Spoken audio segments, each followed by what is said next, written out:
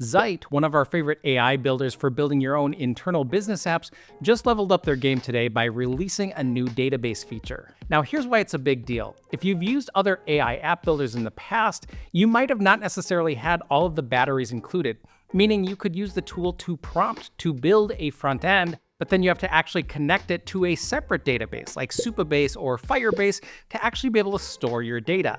And that's not a problem per se, but each of those databases has its own nuances that don't always make it easy to work with your AI app builder. Now I want to talk about the impact of what this means to tools like Airtable and the no-code ecosystem, but let's dive right in and take a look at Zite's new database. So there's a couple of ways to get to the database feature when we're prompting to build our new app in Zite. If you're not aware, Zite is part of fillout.com. So if you have a Fillout account, you can set up Zite and be able to start prompting here. So when I make a Zite, I can enter a prompt here, and here's where I can click connect and be able to choose the Zite database from the get-go. We'll have the option to create a new database, or you could select from an existing one. But the other thing you could do is simply give it a prompt. And if you didn't connect to any other data source, then it's going to automatically prompt you to say, hey, do you want to add a Zite database in the background? Now you'll notice in the navigation that there's a new tab here. So we had app and workflows and users, but now we have a new one for database. And you can click and actually see the database itself, the underlying data structure.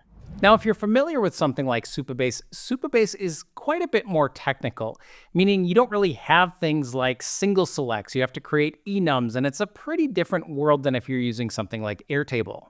Zite's databases, in my mind, feel kind of like a hybrid between Airtable and what we have with Supabase. In fact, the best comparison I can make is this feels something like Glide. Glide has its own data tables in the back end, but you're not really going to use it to display anything on the front end, whereas Airtable has lots of different views that we can tap into. This feels like something where it's primarily for our backend data, and yet it displays it in a really nice, easy to use kind of way. So I want to show you what the database looks like, and I've only made a single prompt to generate this app. I simply told it I want an inventory management tool to manage these inventory transfers.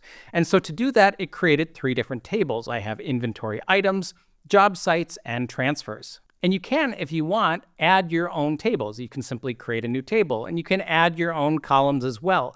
But most of the time, you're going to do this through prompting. Because this is a prompting first vibe coding experience, most of the time you're simply going to be talking to the AI to generate the schema that you need. So let's go ahead and check out some of the different column types that we have. We'll click Add Column, and you can see we have a number of them available to us. We've got text, numbers, currencies, checkboxes. We do have linking between our tables, and this functions similar to an Airtable. It's a little bit different in terms of we don't actually declare the cardinality or the type of relationship between our tables. We're just saying that we are linking to it.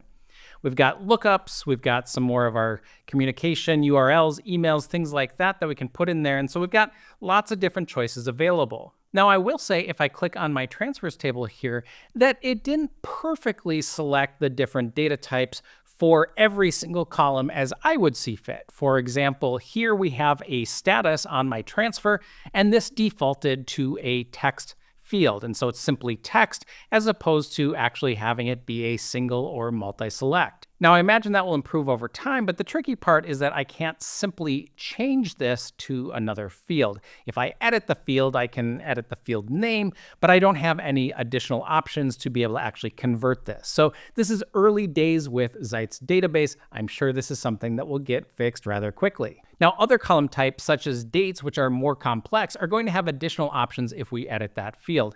Here we can see we've got the name for it, the date format, the time format. We can tell it what time zone we're in. Are we going to be in a fixed time zone? It's quite a bit more complicated, and we get a lot of these settings behind the scenes. We do have a construct of views as well. So here we can sort our different fields. We could add our own sort by the different field that we're looking at and have that be ascending or descending. We can also hide fields. So for example, here's my default view that was created, just called grid view, and I created a second view of sort by status, where I changed the field order and I put status right here. We sorted by status, I hid some additional fields, and that is going to be retained in this view that I have here. So at any point, I can simply toggle between these different views. But for those of you who are Airtable or Smart Suite users, these views are not quite the same thing that we typically think of them, which is to say we have different types of views. We have a Kanban, we have a grid view, we have a card view. Right now, at this point in time, we just have grid views. Now, I can't say one way or another if we should be expecting different types of views down the road.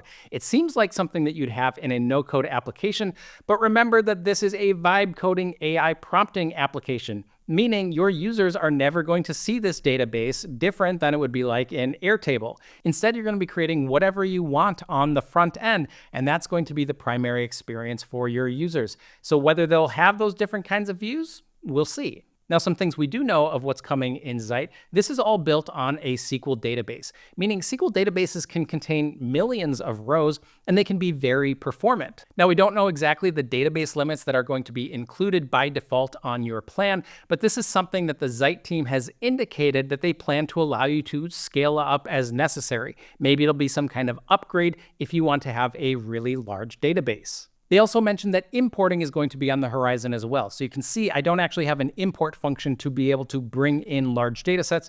Of course, we can create the data within the app itself, but if you're working with large existing data sets, you're going to want to be able to pull that into your database. So here's one of the big questions. Should you be using Zite with Airtable? The reality is Airtable is making it harder and harder to be an ecosystem player within the Airtable ecosystem. If you've used tools like Softer and Noloco, each of them kind of started off where they basically take your Airtable data on the back end and they display it on the front end.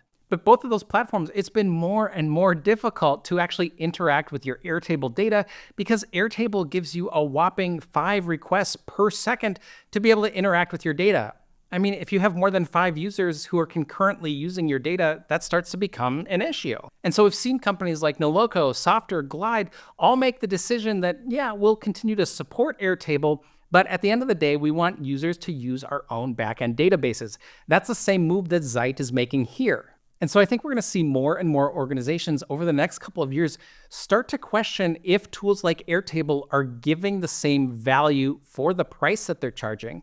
Because with Airtable, almost all of our clients are using business or enterprise scale. So if we're saying, hey, $45 or $55 a user a month, and let's say you have 10 users, that starts to add up pretty quickly. Contrast this with Zite being able to pay $19 a month, which you're just paying for the prompting. You're not paying per user, you're not paying per app, you're just being charged for the actual prompting, the creation, what's actually pulling from the LLM. You've got yourself a pretty sweet deal. Now, I'm not trying to be doom and gloom about Airtable, and I'm also not saying that Zite is going to be the perfect solution because there's many of its own issues, such as hallucinations. You might be able to build 50% of your app on a single prompt, and then you spend the next 100 or couple hundred hours trying to debug that whole solution. But the winds of change are happening, and we see that by tools like Zite, who are allowing you to create the front end with AI, and then being able to create that controlled structure on the back end, such as with their own Zite databases. If you need any help on your own automation project, I'm Dan Lehman. You can reach out on our website at automationhelpers.com for your own free consultation.